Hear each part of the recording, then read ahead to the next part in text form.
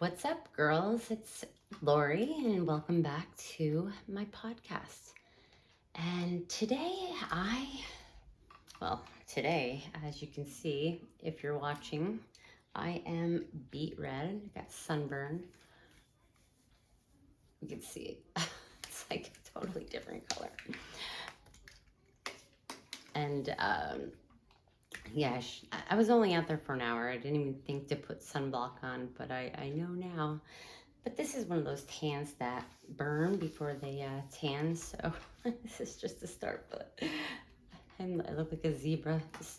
And then I was down watching something, so my chin is white.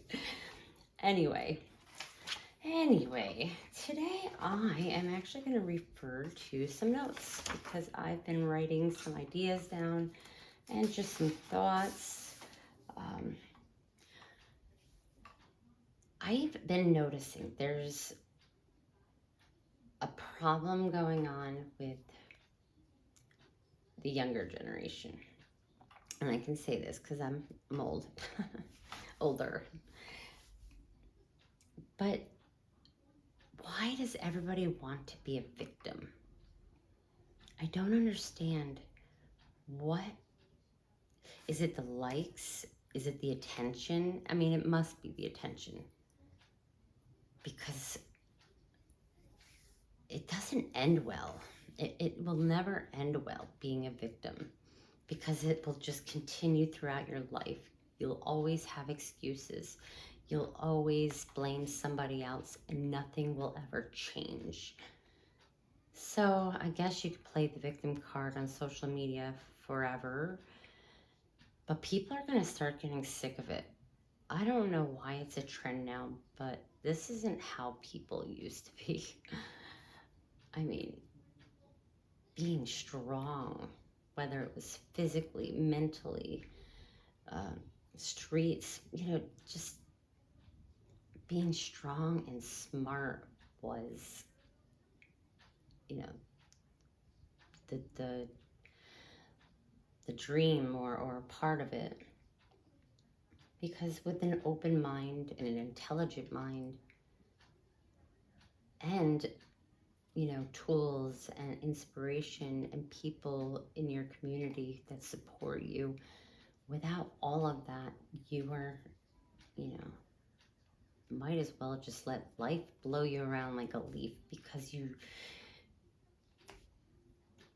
we need to educate our brains so we can manipulate them to do what we need to do even when we don't want to do it. And I think that's what makes people stuck in victimhood because it's a lot of work to be strong, to be resilient.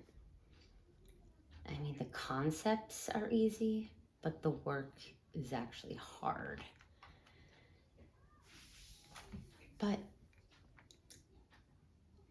I understand. I do understand. I asked it as a question, but deep down inside, I played the victim card. And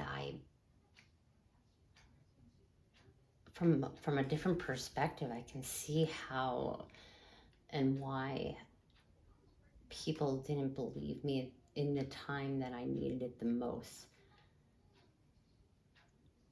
I mean, there was times with certain things I was strong and I was curious and I took risks and chances, but I never really owned my own responsibilities, my own, truth. And instead of being shamed by it like I was, I learned to accept it and embrace it because it is part of me. It's made me who I am today. It's what I had to do to survive to get to where I'm at. Because I notice a lot of people focus on all the things they didn't get done, all the things that they couldn't achieve. But when was the last time you took a moment to appreciate what you already have and did and accomplished? there's got to be something. Everybody's accomplished something. And if you deny yourself this opportunity, you know, it shows that maybe you're not ready to accept what needs to be done to grow. And that makes me sad, but I know deep down inside you have it in you. We all do. We can see something good about ourselves. We can change bad habits. And it's anybody who tells you that it's easy, it's not. And is it different for everybody? Absolutely. But the people here, the people that connect and understand, this message are the people that resonate to it. And that's all of you. And I want to continue each podcast offering some tools, some advice, try to open the mind and try to look at things from different perspectives, because it is tough out there and life isn't easy. And I think we forget because we're so stuck in our own little world. I mean, that's fine. It's just depends on how we utilize it. Self-protection, self-love is extremely important, but for the wrong reasons, it doesn't turn out right. If you're looking for other people to love you, to replace something that you're missing, something that you feel at a place you don't belong. I mean, I can get into so many stories about how I grew up not feeling like I belonged. In fact, it kind of makes me think I was a tomboy, straight up. Scabs on my knees, played in the mud, loved bugs, tadpole eggs, Matchbox, G.I. Joes, Star Wars. So I even had Barbies. I had both. But the thing was, I admired my father. I looked up to him. He was my hero. And as a kid, it's just how the brain develops. You bond and you reflect off of that person that you bond with. So having that little tomboy, the son that my father never had, I was proud of that. And it wasn't until, I did become a woman and I got my period and we kind of still were close. He's still my best friend, but we I grew up, and we just have an understanding now. But growing up, I didn't think that I was a boy, though. I didn't think that I was anything different. And if I were to go to school today, would they have changed me? Would I have gone with it? Would I have known better to stop it? And even if I got older, around 18, I probably would jump the bandwagon because it was something that my parents didn't want me to do. How many of us do rebellious things and do something stupid one drunk night or just in general and then regret it years later? I mean, you guys haven't had a lot of that years later, but trust me, it will come. No matter how much you lie to yourself or try to tell yourself it's not, it will. Like that tattoo on your forehead, or or getting your genitalia changed, things that you can't reverse ever. I mean, you can try, but the more you mess with it, the worse it just gets. Infections, death. It's okay to want to be male. It's okay to want to be female if you're the opposite sex. It's okay. And you can still achieve that. But give yourself time to realize that that is what you are, or who you represent as, or, you know, I'm not really great with the pronouns and analogies or whatever, the jargon or whatever. Um, Generation X, so this is kind of new to me and this took forever to figure out, so don't ask me about lingo and I'm gonna say it wrong, and it's not because I'm being disrespectful or transphobic. I ask my friends. I'm pretty clever with words. I don't remember them and come out with something different. They even said they're going to write a book about Loriisms because I don't know, I twist things around. I see it differently in my head. It must be the dyslexia. So I apologize up front. It's not, no offense. I just literally, I mean, some would argue like, well, it's not respectful if you don't try to learn. Well, I try to learn my own kids' names and I get those mixed up. So, you know, it's, it's, my brain just doesn't function that way. It has so many different functions, but they don't always work alone. So there's many things going up in this brain. And that's why I am just going to just record this regardless of what happens and how many times I feel like I have to edit. Because I'm just, you know, I feel this is important. This is very important information to share because I think you girls need to hear this. And this goes to born at male females too. Again, if I'm saying that wrong, I apologize. But you know what I mean. You know who I'm talking to. This isn't a club of just cis females. It's not. I just will probably touch on different subjects that might push buttons, but these are the questions that nobody else is asking. Nobody else is helping you open your mind, because ultimately life is yours. It will always be yours and only yours.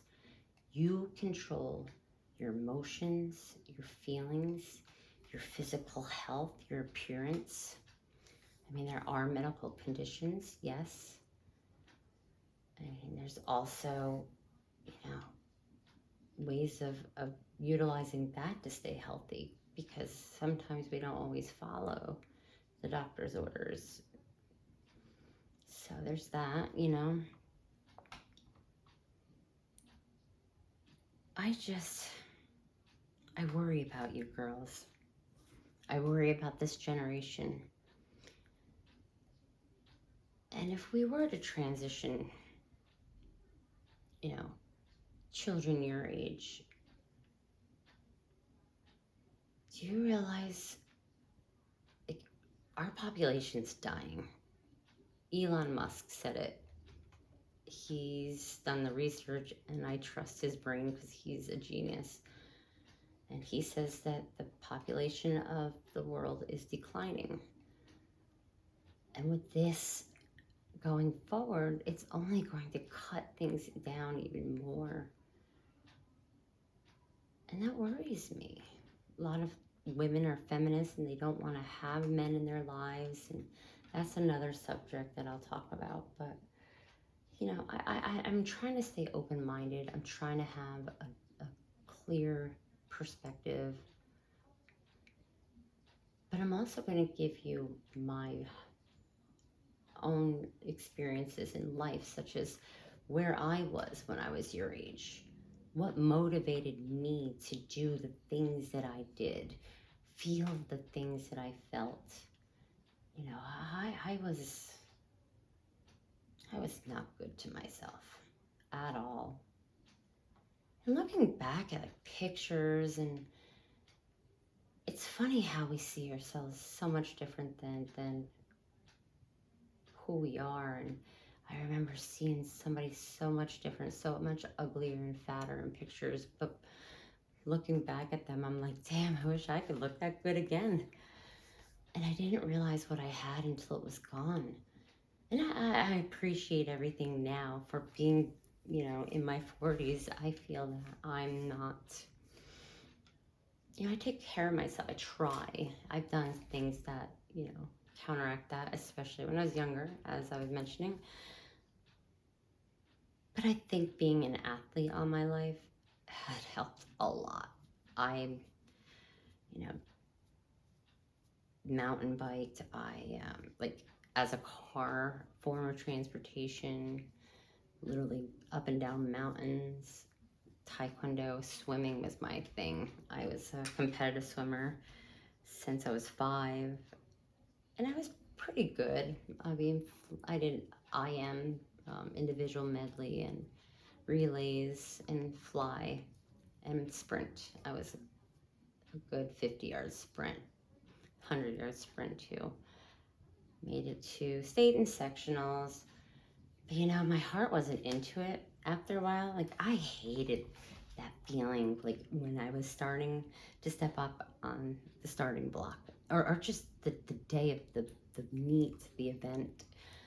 I was sick. I hated it. I didn't want it to come.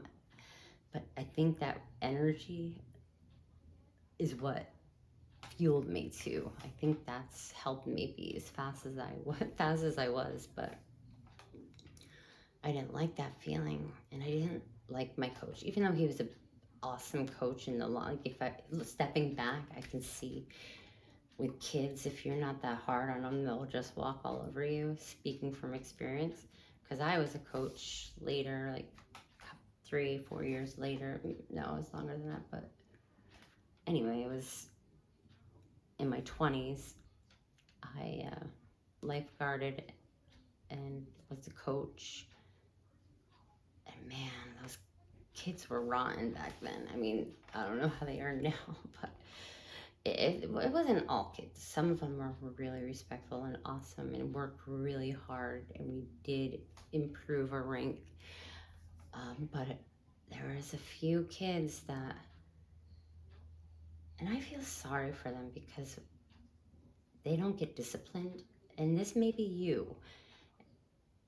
Without discipline, you feel entitled. When you get what you want, you come, how do I put this so it doesn't come off like I'm insulting, because it's not an insult, but it's how people perceive you.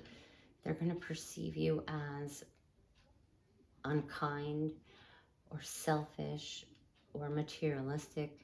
And again, this doesn't apply to everybody. But in this particular case, this mother, like this boy wouldn't show up the day before the meet, because that was one of my rules. They had to show up the practice before the meet, and this kid just blew it off. So I benched him, and his mom like yelled at me and embarrassed me, and I was like, fine, I'll put him in, something that he hated. I think he hated fly, but he was good at it, and I threw him in fly, and he was wanting to qualify in breast. I was like, well, you gotta suffer the consequences somehow. And I already had somebody in there. It was a good opportunity for this kid to try it out. Anyway, he gets up for the fly race. They go, and he comes up doing breast just to be a jerk. And his mom was laughing so hard in the crowd, and I'm just mortified. Oh my God. I mean, I don't think anybody could blame me. If anything, the mother and the son, they were the fool. Of course, he was disqualified, and we didn't get any points for that race, but I don't think we were winning anyway. Or it was either one extreme to the next. So that's how it was with those. I couldn't remember that race, because I think that whole scene kind of distracted me from remembering. So anyway, yeah, I mean, thinking back, I think I probably would be a boy today if I was talked into it, and that kind of freaks me out a little bit because I love being a woman. I love it. I love the fact that I was able to give birth to two girls who are also women, and you know, I love feeling sensual and like, sorry, I don't mean it that way, but feminine. I like feeling feminine, and I do think, you know, a part of me that likes to be competitive with boys. I wouldn't see myself anything more than just another friend or competitor, just to kind of test myself. Not so much that I think that I'm gonna beat him, because I know I won't. You know, I sparred with my friend who was a male in Taekwondo, and I don't know, I would have reflexes that would like get him down, but that wasn't the right way of doing martial arts, so it didn't count. um, I mean, I even fell off a cliff training to with a friend because I there's a cliff and a rope hanging on a tree, and we were swinging on lower ropes. You know, these probably shouldn't. Well, these most likely definitely shouldn't have been in, you know, the park where people go walking. This Topanga Canyon, and this was back in the early like 2000s, and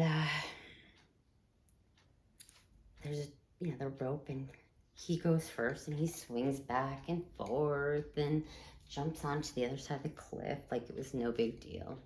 And I look down, and it's a big drop. It's like a 50-foot drop. And I look down and I laugh. I'm like, if anybody falls, they're either gonna die or break every bone in their body. I was a stupid kid, okay? Don't try this at home. So I took the rope thinking that, and there was no noose, there was no knot, there was nothing but just a slippery rope. And I swing, and as I'm swinging, I just remember my hands just slipping, and I go, oh shit. And that was the only thing I remembered. I don't remember hitting bottom, and that must have been, you know, an instinctual brain shutting down kind of thing. It saved me. It saved me, obviously. I'm still here and walking,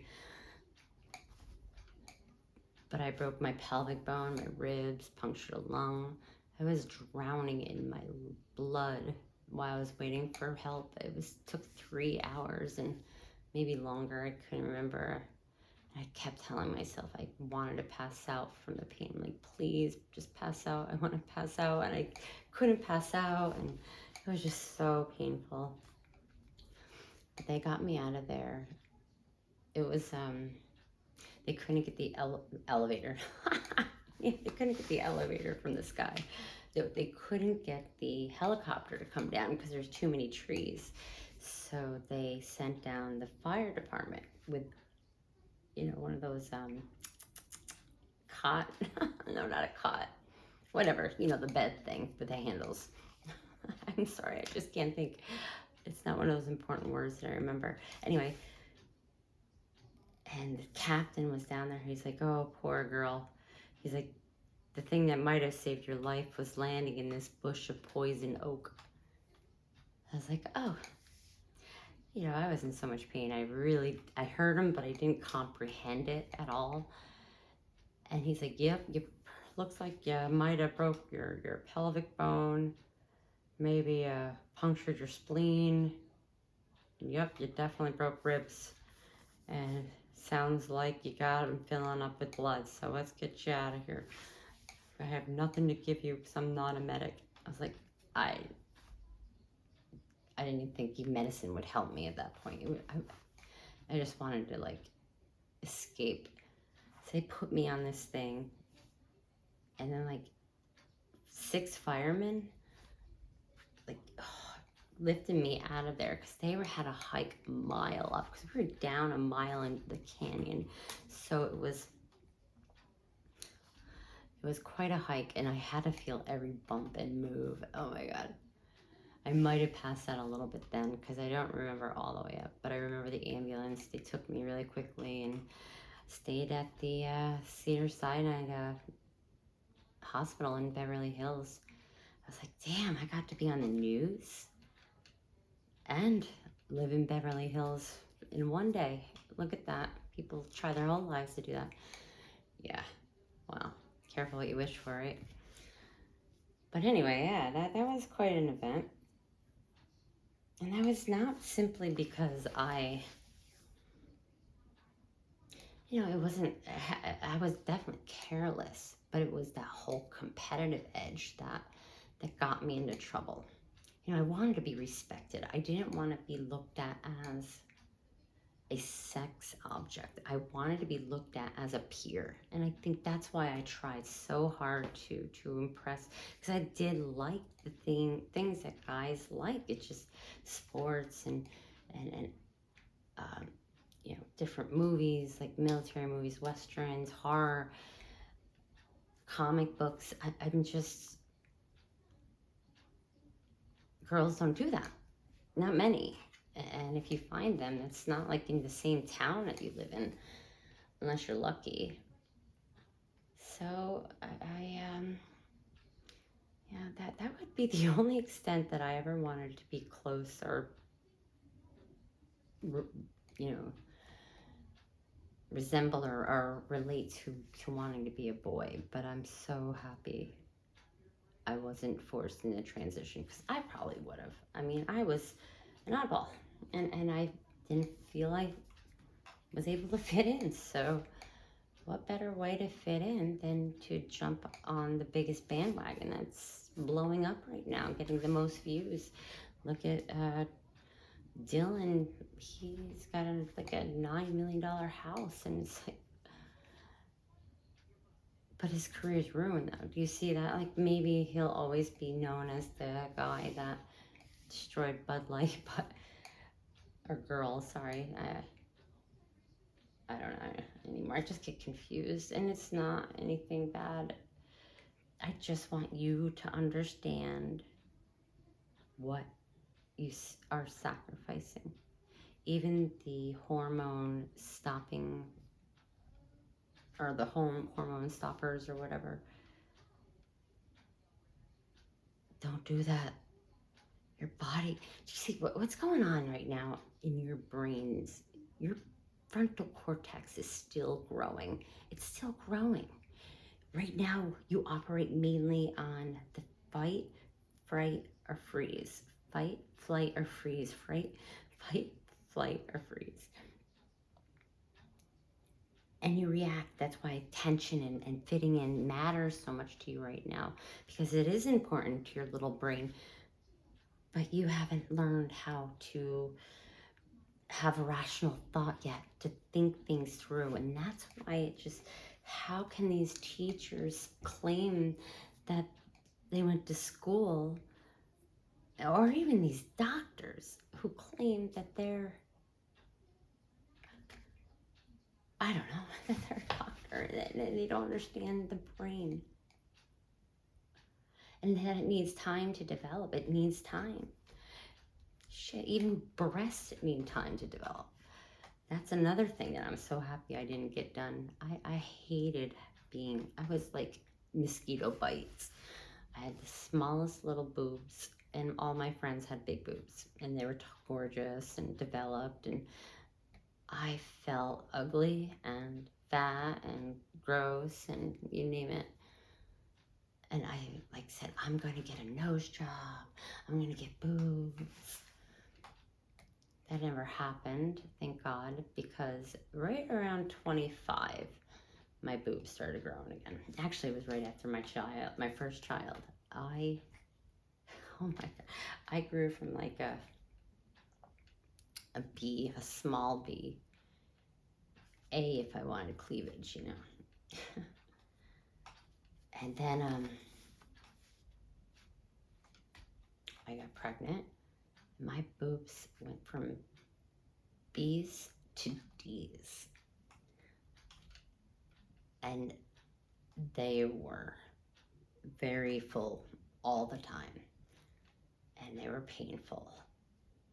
And they weren't attractive when you're pregnant, so I wasn't like excited. But after I breastfed, they got smaller, yes, but they didn't go completely back to normal. And I was so excited that I actually had boobs for once. A lot of it's fat. Like, the fatter I am, the bigger they are, but they're much bigger than they were when I was younger. And, so just give yourself time is basically the moral of that whole beautiful story about my boobs. Just like you wanted to know. But yeah, just give your body some time. You know what the key is? It isn't to try to conform or change or to strip things that you don't like about yourself. It's learning how to accept and embrace all of that about you. Embrace the fact, even if you are a woman trapped in a male or male trapped in a woman, embrace that. But don't try to change it. And stop this victim shit. I'm sorry. It's just not helping your cause. It's making people angry with you, and parents especially. Just stay away from the kids. Just don't stay away from you guys, because I want I just want you to not be brainwashed into something that you don't want to do, or that you're not sure of, or that sounds good at the time because all your friends are doing it and you want to do it. This is something that you really, really need to think about. It's going to follow you forever. Is this something that you can endure for the rest of your life? And if I were you, I'd look at both ends of the spectrum. Look at the people who wanted to go back from transitioning. Look at the people's horror stories. Look at it all, because if it's a possibility, it could be a possibility for you too. I remember when I was your age, I felt that nothing could touch me. I'm too, and that stuff doesn't happen to me. I'm not gonna get in a car accident or have, no, or die on the operating table. No, we think that we're gonna live forever. And after you start seeing certain friends' fates, happening over the years, and you experience your own close to death experiences, such as the cliff, a few car accidents that I survived that woke me up. So you gotta think these things through. And yes, the worst can happen. And if it were to happen, how would you live with yourself going forward? You need to be prepared, because if we expect life to get better for making a change before we even change who we are within, it's not going to make you happy. I mean, rich people have lots of money, but if they're rotten or broken inside, they're not going to enjoy their lives. I'm sure the gentleman that died on the submarine, people are, why would you do that with all your money? Blah, blah, blah. They're chasing a thrill. Thrills die. Achievements get achieved.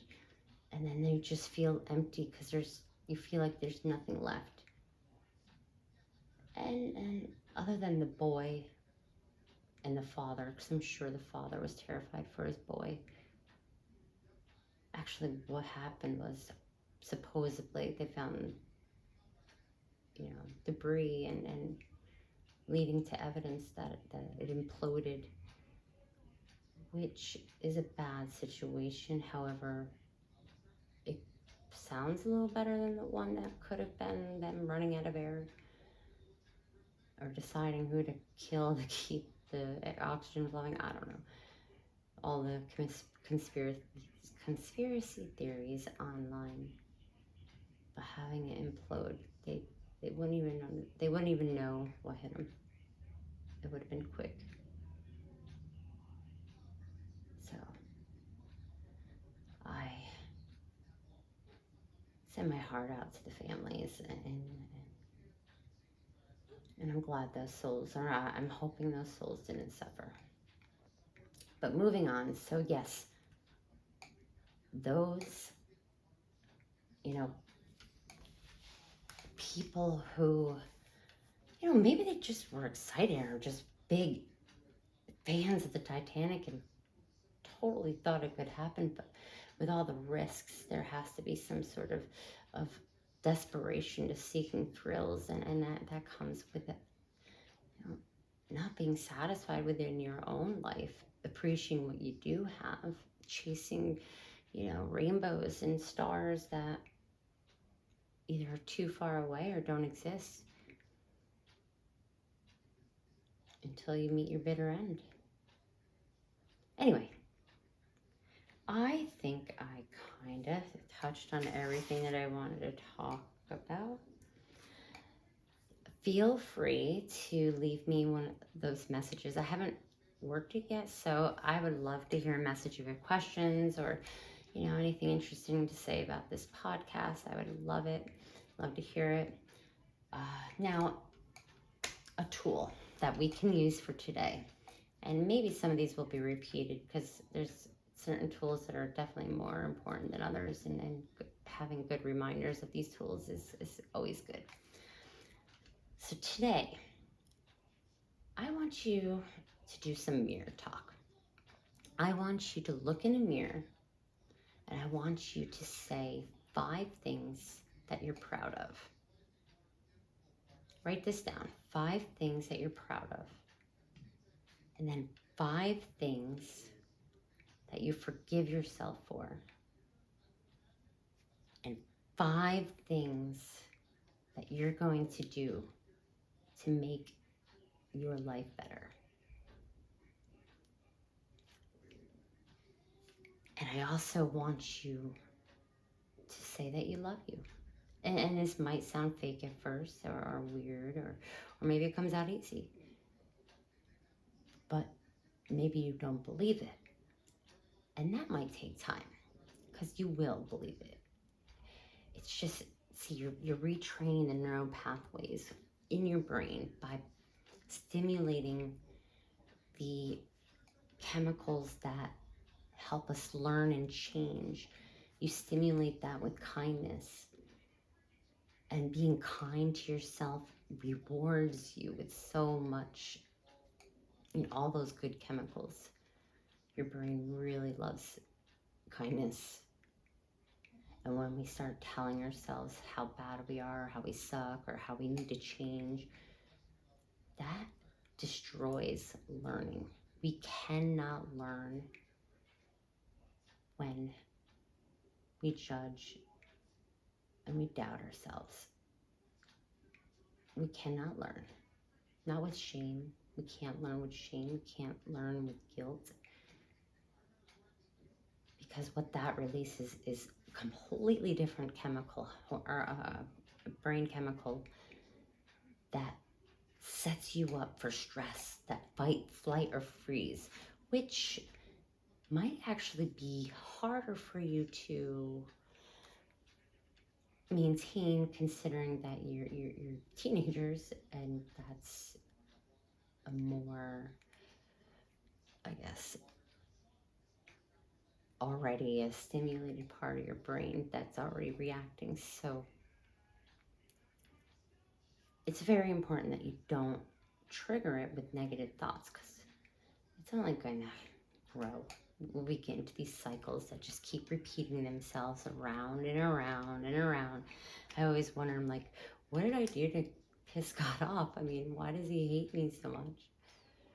You know, why don't people understand me, and why am I so different?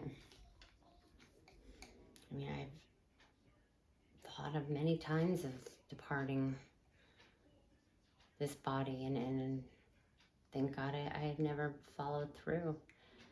But I couldn't figure out. I chased it. I went all over the country trying to look for where I belong, my happiness, who I was, what I'm supposed to be doing. You know, the funny thing is, the solution was with me the whole entire time. The thing is, I don't have any regrets. If I found it sooner, I would be a different person. I found it when I needed to. Because without my experience, without my, my experience helps me have a different perspective of where I am now and who I was and how I was thinking, so I can relate. I can relate to you, and I can relate to,